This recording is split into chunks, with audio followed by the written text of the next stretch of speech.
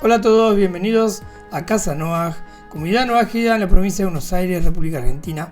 Te cuento que nuestro director y guía espiritual es el Moré Yohanan Besmar. Estamos en reacciones, en este nuevo episodio de reacciones, y vamos a estar reaccionando a una conferencia del rabino Ariel Grossman, director de Luz de la Torá, que se llama El Poder de los Sueños. Es la segunda parte y la parte final. Vamos a primero a pedirte que te suscribas al canal, que dejes comentario, que puedas compartirlo también con tus seres queridos, con tus amigos, en tus redes sociales, en tus páginas. De esta forma nos vas a estar ayudando a difundir la Torá y los 7 preceptos universales. Estamos en un nuevo episodio de reacciones de Casa Noaj. Estamos con un tema muy interesante, que es la segunda parte y la parte final de El Poder de los Sueños. ¿Cuántas preguntas hay sobre esto? ¿Cuántos libros se han escrito sobre los sueños? Si tienen poder o no tienen poder. El rabino Ariel Grossman, en la primera parte ya vimos lo que es un sueño en la parte biológica. También se abordó cabalísticamente el tema con la palabra sueño en hebreo y a través de ella las raíces que tiene. Se fue explicando, y en esta última parte se va a hablar de que si los sueños realmente tienen poder sobre nosotros, si hay algún tipo de predicción que podemos hacer sobre un sueño, una premonición, y también si podemos dominar el sueño, si nosotros podemos elegir qué soñar, por ejemplo. Todas estas preguntas te las dejo y van a ser contestadas por el rabino Ariel Grossman, que le agradecemos una vez más al rabino por dejarnos reaccionar a sus videos. Esta disertación se dio más o menos hace 10 años atrás, con otra tecnología de filmación. La hemos adecuado un poquito, hemos arreglado la imagen, barrido el fondo, hemos puesto imágenes también de fondo, como de forma ilustrativa de lo que el rabino está hablando, y nos ayuda un poquito también a pensar.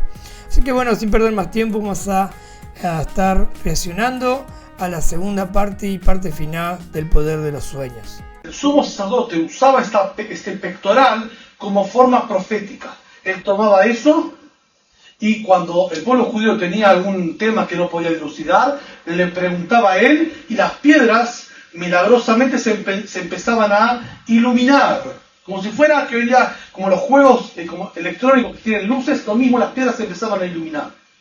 La piedra amatista, llamada en hebreo ajramá, de la misma raíz de la palabra jalom, sueño, tenía como función traer noticias, traer vaticinios.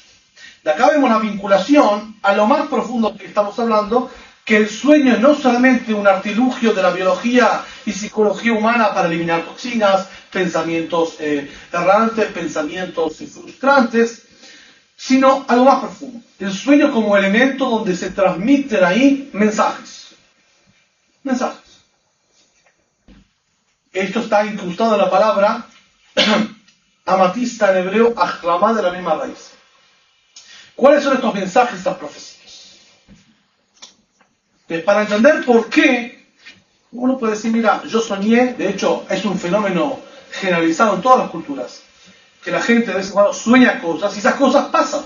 Ahora, como lo que la persona sueña es algo exclusivo de él, es íntimo, muchas veces tienen miedo de contar a sus compañeros, incluso a su cónyuge, pues tienen miedo, pues me van a tratar de loco. ¿No pasa esto? Tipo, si yo sabía lo que iba a pasar y no dije nada, pues tenía miedo. Y la gente lo mira, de verdad está loco. ¿Por qué? Porque si tenías una información tan vital, lo hubieses compartido. Si es algo importante, te hubiésemos compartido, pero la gente tiene miedo de decir como... Hasta que depende, es un entripado tan grande este sueño, y más si es recurrente, y se repite constantemente, que el tipo está obligado, mirá, a un amigo del alma, a un pariente, decir, mirá, soñé tal cosa, avisarle a tal fulano que se corra de ese lugar, porque puede pasar una desgracia. Y imagínate que este fulano le hace caso y pasa una desgracia. Por ejemplo, si va a pasar tal día, tal hora, en tal calle va a caer un piano que lo estaba levantando. El tipo se entera por la noticia, cayó un piano. Lo que sea. ¿Está? La gente puede preguntar. Y si estamos en el camino del conocimiento, la idea es que uno pregunte. No se quede solamente con una información, sino que analice por sí mismo. Y si mira, si Dios, el creador, cualquier fuerza energética, metafísica, quiere informarte qué va a pasar, ¿por qué no te lo dice de una? Manda un mail, hola, soy Dios, va a pasar otra cosa. ¿Por qué un sueño? Un sueño es algo privado, es incomprobable. solamente lo puede comprobar aquel que lo experimenta. Y el sueño por naturaleza no es algo claro, no es algo contundente, es una imagen surrealista, son imágenes fantasiosas. El tipo tiene que tener suerte de que aquel que interpreta el sueño o vos mismo hayas dado con la interpretación correcta del sueño. Incluso así es incomprobable porque vos solo lo soñaste. Y si el sueño es con respecto a uno mismo o con respecto a otros, uno está involucrado en el sueño. Imagínate una cosa, yo sueño, una persona sueña X, que la suegra, la suegra le va a caer un piano encima de la cabeza. Capaz que él lo tiene interiormente, quiere asesinar a la vieja, no sabe cómo hacer, entonces tiene un incorporado, esto te lo sueña y le dice, va a pasar. Entonces es patasuegra, como le dice. Puede pasar esto. Uno no es objetivo en las cosas de uno, porque uno siempre tiene animosidad, para bien o para mal. Entonces, ¿cómo hacer? Esta es la pregunta realmente, es una pregunta para hacerse. Si el creador quiere informar cosas, ¿por qué lo dice de una? ¿Por qué tiene ya esperando un sueño?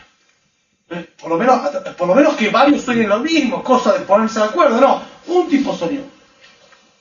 Entonces, para entender esto, acá viene más profundo, de por qué pasa que de vez en cuando el creador manda mensajes a través de los sueños. No siempre, pero de vez en cuando puede pasar. ¿Por qué? Para entender esto, tenemos que anticipar. Uno de los principios fundamentales digamos, el pacto de convivencia que Dios hace con su creación es que el ser humano va a tener libertad, libre albedrío, es decir, que todo lo que él hace lo hace con absoluta libertad, nadie le dice qué hacer, él toma las decisiones. Él es responsable, para bien o para mal, de lo que hace. Por lo tanto, Dios se compromete a no intrometerse en las decisiones de los seres humanos. Se compromete a no intrometerse. Imagínate, vos tenés un empleado y vos sos el jefe. Y vos querés que el empleado vos querés delegar en él cosas. Querés que tome decisiones propias. Ahora, si le estás todo el tiempo encima, el tipo no es libre, está molesto, está cohibido, no está libre. Libre es cuando lo dejas solo. Entonces, lo mismo el creador con nosotros. Él, alegóricamente, dentro del juego, se retira un poquito. No es que se va, sino hace de cuenta que no está, igual que un jefe. Dice, mira, vos tomas solo adentro, te está controlando atrás. Pone cámara para ver qué haces. Pero vos no sabes de esto. Entonces, vos haces lo que quieras. La gente que el jefe te dice, hoy vas a manejar la caja. Así que te va a decir, yo confío en vos. ¿Ves que confía? Tiene una cámara ahí mirándote. Pero no te lo dice. Entonces, ¿qué pasa? Vos actúas con libertad. Pero él te está mirando. No importa que él te mire, vos actúas con libertad. Imagínate que él te dice, hoy va a dejar la caja y está todo el tiempo ahí al lado. No pasa nada. No puedo hacer nada. Imagínate una cosa, una pareja se casa, noche de bodas y toda luna de miel, la suegra va con ellos. ¿Qué es? ¿Un chiste? Imagínate caso. Quédate vos con él. No hay esto. Libertad quiere decir estar solo. Estar solo. Lo mismo Dios, con el ser humano, él no se entromete en lo que decide. Así es el pacto. Sin embargo, de tanto que el creador quiere que el ser humano tome sus propias decisiones y no coartar su libertad, uno puede olvidarse que existe un creador. Como aquel empleado que le dice, mira, me quiero tomar el fin de semana, te dejo la caja, te dejo el negocio. Entonces el tipo después del fin de semana no aparece, 2, 3 días, 4 días, el empleado dice, acá yo soy el jefe. Entonces, el dueño tiene que manejar las cosas de tal forma de no entrometerse, pero de vez en cuando meter la cabeza, porque si no me va a tomar todo. No va a ver que hay conciencia de un creador. Y el ejemplo que se trae de esto es el ejemplo de las escondidas. De las escondidas. Los chicos que juegan escondidas. De los amigos se ocultan y los chicos deben buscarlo. Ahora, cuando el chico que está buscando a estos amigos que se escondieron, ven que el pibe enfila para otro lado, entonces le dicen, oh, frío, frío, caliente, caliente, le empiezan a dar un tipo de señal, porque ven que el tipo está para otro lado. Esta es la idea de la profecía. Profecía significa que si bien Dios se compromete a no intrometerse en las decisiones humanas, es decir, que cuando uno decide algo, es responsable de lo que decide, no puede adjudicarlo a esto, a lo otro, que mi alma era así, que este era así, no. Lo bueno vos lo decidiste y va bien, lo malo vos decidiste hacerte cargo. Uno es libre. Pero de tanta libertad no se puede olvidar que alguien maneja el juego también. ¿Qué hace el creador? Cada tanto manda señales. ¿Sabes qué? Estoy acá, mando un mail, mando un mensaje, cada tanto estoy acá. ¿Cómo son las señales que él manda? Si son muy contundentes, si el jefe te dice, mira, hola, sí, te estoy viendo con una cámara, estoy en Hawái tirado, pero estoy viendo con una cámara que estás robando, así que no robes. Esto no, le corto la libertad al empleado. Tiene que ser un mensaje lo suficientemente sutil para que el empleado no se sienta invadido, sin embargo efectivo. Por lo tanto, Dios decide el principio de profecía, de vaticinio. Es decir, que determinadas personas, en determinadas situaciones, su libertad personal momentáneamente se va a ver bloqueada y lo que él va a hablar va a ser palabra de Dios. El mensaje de Dios tiene. Esto es un profeta. De hecho, las escrituras, el Tanaj está lleno de profetas. Profetas es decir, un ser humano que en determinado momento, por su propio esfuerzo, porque alcanzó ese grado, ese nivel, se bloquea su libertad y el Creador habla a través de él. ¿Para qué habla? Para dar mensajes a los seres humanos. Generalmente para advertir a la gente que no vaya a malos caminos. ¿Y qué va a pasar si va por malos caminos? Y cuando va por malos caminos, entender que las cosas no pasaron por casualidad. Pasaron porque no se hizo lo que el profeta dijo que va a pasar. Son dos cosas. Y básicamente la profecía está para la segunda, atención. Una cosa que el profeta dice, mire, si van a seguir en caminos de idolatría, en caminos de corrupción y de promiscuidad, va a venir desgracias. Cuando la gente no le hace caso y pasan las desgracias, la gente que va a decir, no, esta adversidad pasó. No pasó porque pasó. Pasó porque no hicieron caso a lo que el Creador pidió y mandó profetas para asegurarse de eso. Y mandó escrituras para asegurarse de eso. Quiere decir, cuando vos querés que alguien haga algo y no estás seguro si lo va a hacer o no lo va a hacer, tenés tres formas. Le decís verbalmente lo que tiene que hacer. Le escribís en un papel lo que tiene que hacer y le mandás amigos que le recuerden lo que tiene que hacer. El Creador con nosotros hace lo mismo. Escribe en los textos, en las escrituras, lo que hay que hacer. Los 7 preceptos y sus derivaciones en los libros. Nos dice verbalmente, como Dios le dijo a Noah, y a través de Abraham, y a través de Moshe Sinai, y todas las generaciones, lo que tiene que hacer en forma visual. Dios se comunica con el ser humano en forma visual, qué hay que hacer y qué no hay que hacer. Qué es bueno y qué es malo para el ser humano. Escribe esto y manda gente a decir, acordate que esto es verdad, no es chiste, es verdad. Y la forma que Dios tiene para asegurarse que el ser humano sea consciente, pero a la vez, mira, yo te advierto, pero vos sos libre. Vos sos libre tranquilo. Entonces, retomando el hilo. Profecía significa temporalmente un bloqueo en la libertad de uno para que Dios aparezca y dé un mensaje. ¿Qué es el mensaje? Lo primero que quiero aclarar con respecto a los profetas es que estuvieron en esa época, como decía el rabino, en el Viejo Testamento, lo que es el Tanaj. Ahí se acabaron antes de la era moderna, ya mucho antes de que se destruya el tercer templo, ya no hubo más profetas. ¿Y por qué lo aclaro? Porque nosotros somos noágidas y venimos de falsas religiones, venimos de idolatría. Y en esas religiones, en esas falsas religiones existen profetas. Supuestamente hay gente que se hace llamar profeta, líderes que se hacen llamar profetas. Y le dan profecía a la gente y manipulan de esa forma y sacan dinero, le sacan oro, sacan plata a la gente. Mintiendo, porque no hay profetas. Para llegar a ser profeta tenía que llegar a un grado espiritual muy grande. Y gente común también, no líderes, también gente común que se para de repente en una reunión y empieza a hablar y dice que es profeta, que es una profecía. Y seguramente a usted le pasó si estuvo en la idolatría. Cuánta gente viene y te dice soñé esto, y gente que le da consejo a personas o forman parejas porque soñaron que te tenías que casar con esta joven o que te tenías que separar de tu marido. Cuántos errores, cuántas cosas hacen cometer con estas cosas, que como dice el rabino, la profecía era un grado muy alto de espiritualidad el que la tenía que ejercer, y no hubo más profetas, no hay más profetas, están lo que dice el Tanaj y hasta ahí se terminaron los profetas, no hay más profetas. Quería aclarar eso más que nada para los noágidas. Temporalmente. Tengo un ejemplo increíble para esto. Increíble para esto. La transmisión televisiva. Transmisión televisiva, cada canal transmite lo que sea, de repente, ¡plop! Suena una musiquita, aparece la presidenta de la nación con algún tipo de comunicado, y después dice el locutor, hasta aquí fue la transmisión, a partir de ahora, todos los canales siguen su respectiva transmisión. ¿No pasa esto? Ahora, el canal decidió, pero la presidenta habla, se acabó el partido. Lo mismo en la profecía. Todo bien libertad, cada tanto cortamos la libertad, porque hay algo importante para decir, y después se vuelve la libertad. La profecía, y de hecho los profetas, eran tal cual decir, seres humanos comunes que tenían que estar en un estado de éxtasis y ensoñación para que el profeta sea profeta como profeta Jonatán. Y de hecho, en las escrituras está lleno de estas descripciones.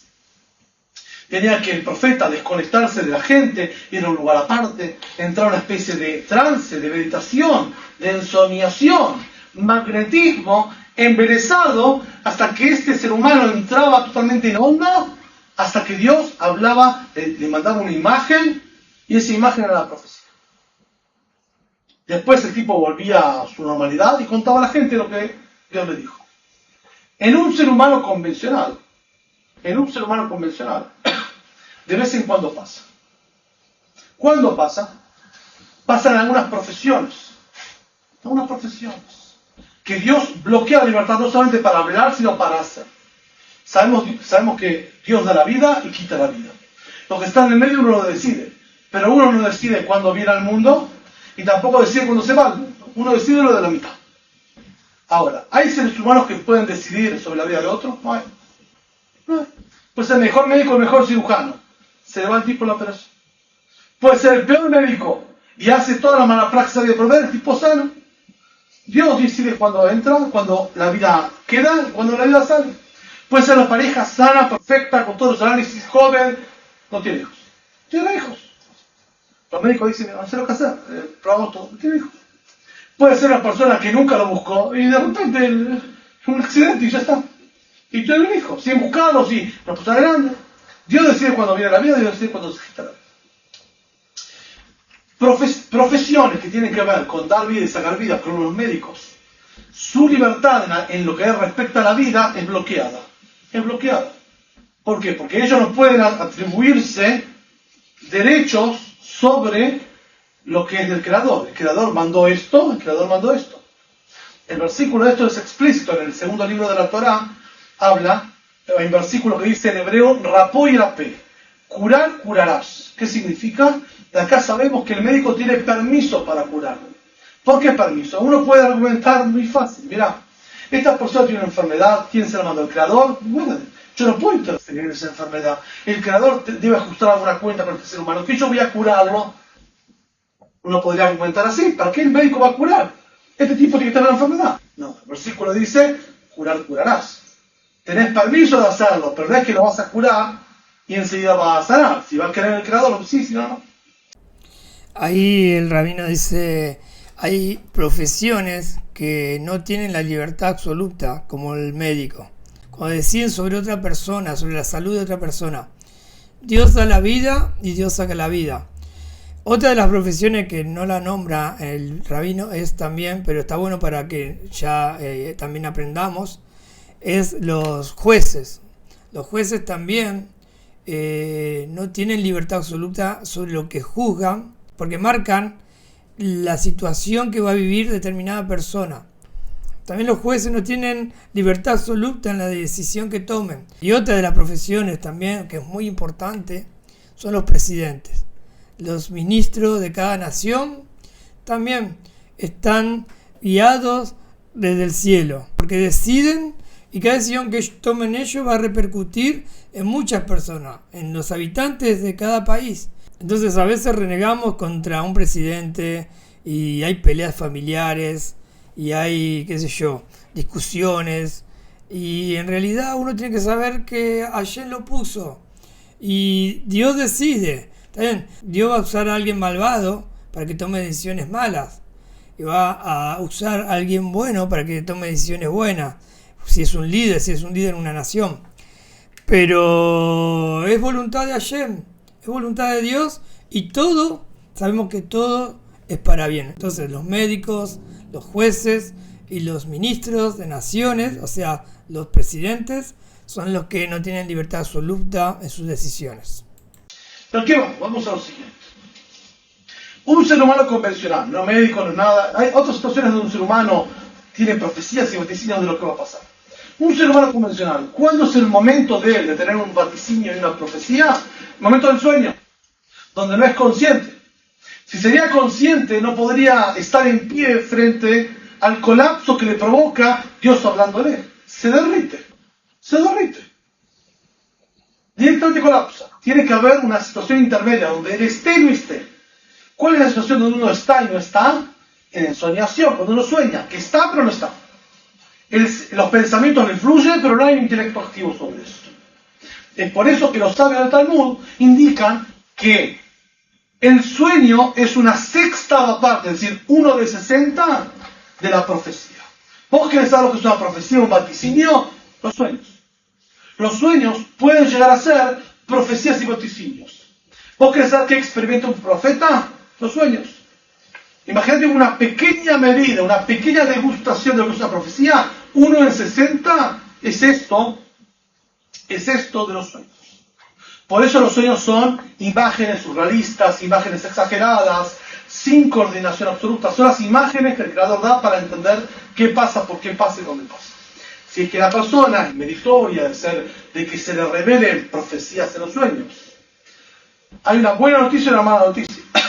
Mala noticia es que los sabios últimos del pueblo de Israel dijeron que en esta generación, nosotros que estamos en un estado espiritual, digamos, bastante degradado y lamentable, no somos receptáculos dignos para que Dios pose su profecía sobre nosotros.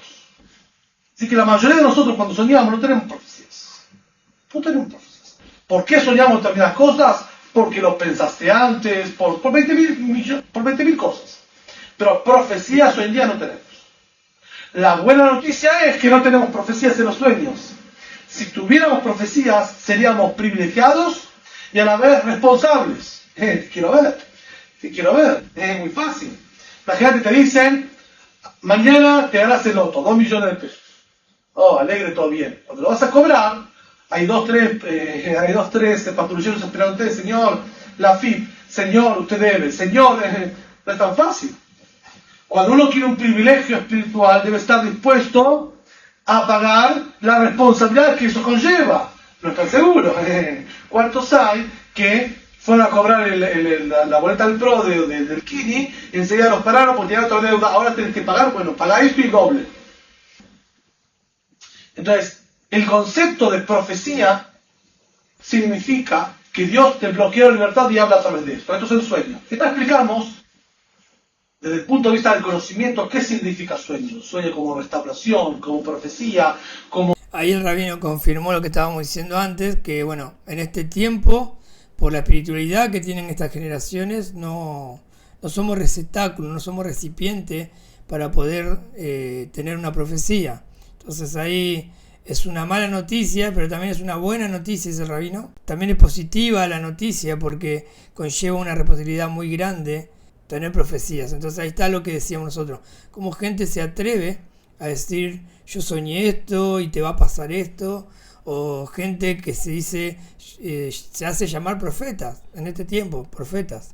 Desconexión como mensaje. Vamos a ir ahora a lo más concreto. ¿Qué hacer con los sueños y cómo poder hacerlo?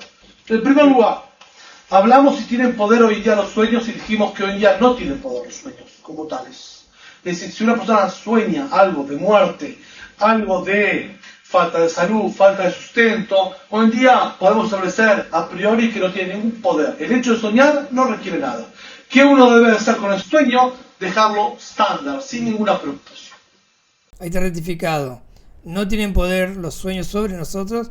Y ahora va a abordar el tema, para finalizar el rabino, de si lo podemos dominar a los sueños. Muy interesante. ¿Qué pasa cuando el sueño es recurrente absolutamente? Es recurrente. Todo el tiempo sueño que el padre que está en la otra vida me da la mano y me quiere llevar. ¿Cuántos escucharon? Sí, me quieren llevar. Y el sueño es recurrente. ¿Qué se hace? Entonces en esto hay varias soluciones, hay varias recomendaciones que se dan en los libros. Una recomendación que es común a todos los seres humanos, a todos los seres humanos, es la siguiente, y tiene que ver con intentar editar, manipular el contenido del sueño. ¿Cómo se hace? Hay dos momentos claves en el día, importantísimos. Y ahora vamos a ver por qué. El primer momento es cuando una persona se levanta a la mañana, apenas se despierta y aún no toma conciencia del exterior, está en una especie de ensoñación. Son fracciones de segundo hasta que ajusta la bocha, hasta que toma conciencia con la realidad. Uno si se lo propone puede descubrir, de hecho muchos ya lo perciben, pero puede descubrir. Él se levanta y son fracciones de segundo hasta que ajusta su conexión con la realidad. Esa fracción de segundo, esa ensoñación, es el paso entre el sueño y la vigilia. Es el intermedio. Por otro lado, pasó todo un día, va a la noche. A la noche sucede también, hay un instante de ensoñación, pero que no va del sueño hacia la vigilia, va desde la vigilia hacia el sueño. Ese instante donde la gente empieza a cabecear y ¡pum!, se queda dormido. Hay unas fracciones del segundo donde uno es consciente, dura más, pero que la persona sea consciente de esto es difícil, porque ya el intelecto se empieza a replegar, entonces ya no es consciente. Sucede, pero él no se noticia de esto. Quizás uno que lo ve de afuera está viendo los efectos, está viendo la gesticulación física de eso, tipo cabecea, que se duerme y ya está cerrando los ojos y ya se durmió. Esos pequeños instantes entre que sale de la vigilia hacia el sueño son dos momentos claves. Uno y otro. Son los intermedios, los nexos entre el sueño y la vigilia. Tomando la primera definición de las cuatro que dijimos, que el sueño es una sextava parte de la muerte. La muerte significa que el alma se desconecta del cuerpo. Cuando uno duerme, también el alma un poco se desconecta del cuerpo, como un desmayo. El alma se va un poquito, no mucho, una sesentava parte. Y si una sesentava parte el alma se va y todas las capacidades y todos los sentidos que tiene el ser humano se replegan y se duermen, de hecho no escucha, no duerme, no ve, no tiene ningún contacto, todos los contactos con el exterior están vedados, él duerme. Imagínense cómo es la muerte absoluta, ya que el alma totalmente se desconecta del ser humano, se va.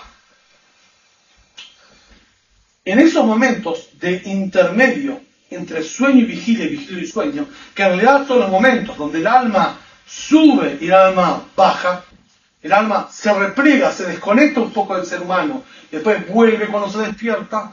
Estos dos momentos son importantes. ¿Por qué?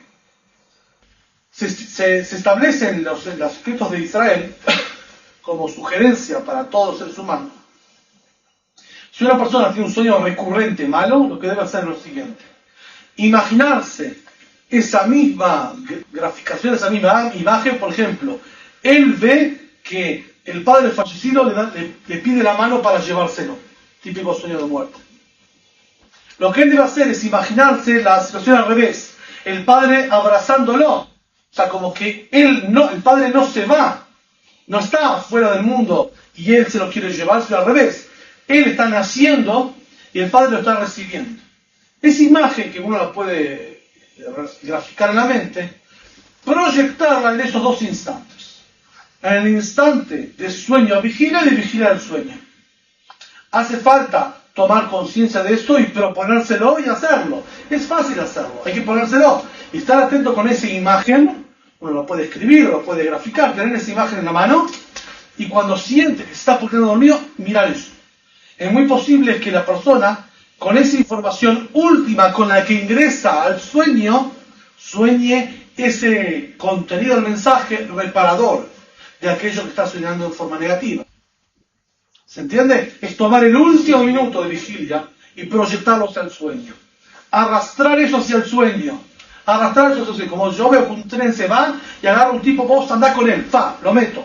Es claro, él entra al último vagón, pero entra al fin, va con el sueño.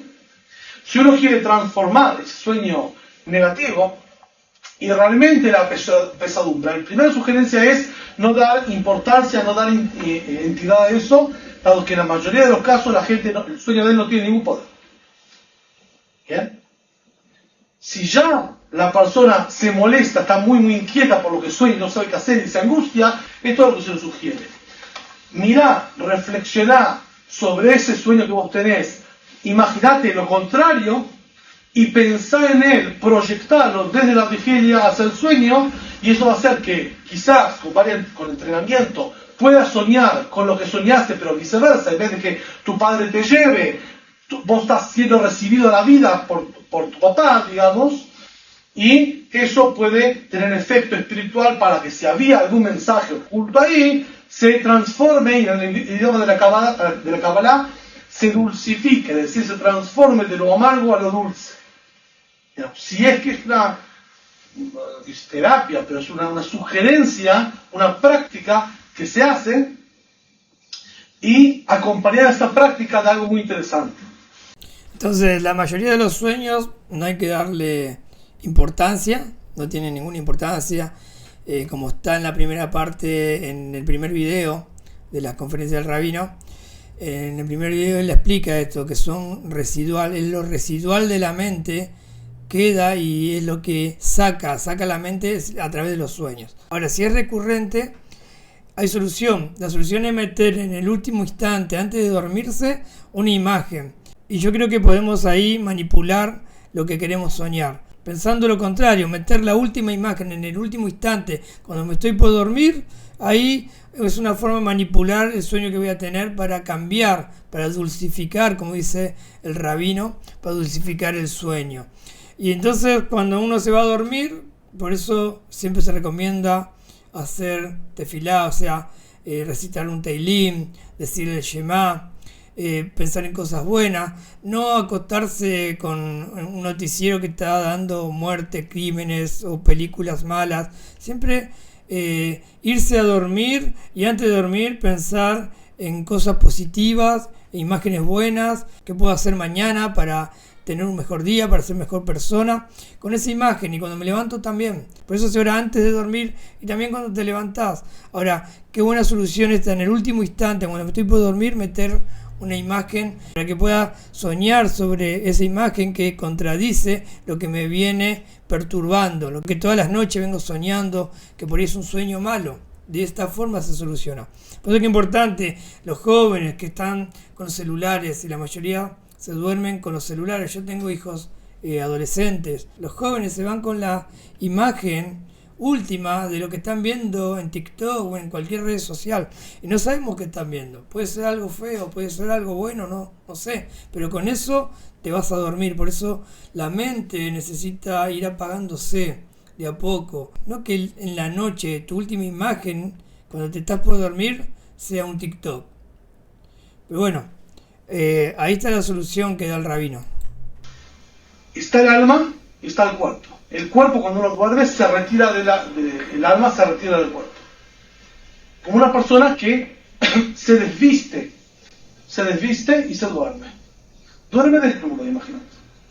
Cuando se levanta, se pone una primera capa de vestimenta, ropa interior.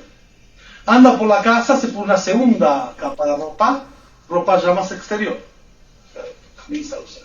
Va afuera, se pone un saco. A medida que se expone, se va cubriendo. Y así pasa el día. Llega la noche. Apenas llega a la casa, empieza a desvestirse. Cuelga el sobretón. Llega a su habitación, se saca la remera. Se acuesta, se desviste totalmente. Como que a medida que se va exponiendo al exterior, se va cubriendo. El alma es cubierta. A medida que vuelve al origen, vuelve al sueño, el alma se conecta consigo misma y se desconecta del cuerpo, se va desvistiendo. Esto que físicamente sucede, también sucede espiritualmente. ¿Qué significa? El alma tiene 3 elementos de expresión con su mundo, con sus pares. El alma, para que se exprese, requiere de 3 vestimentas en el lenguaje de la Kabbalah. pensamiento, palabra y acción. Pensamiento, palabra y acción. El pensamiento me vincula a mí conmigo mismo. La palabra me vincula a mí con mis pares, con los seres humanos. La acción me vincula a mí con elementos más inertes, papeles, por ejemplo, muevo el papel. Esto es pensamiento, palabra y acción.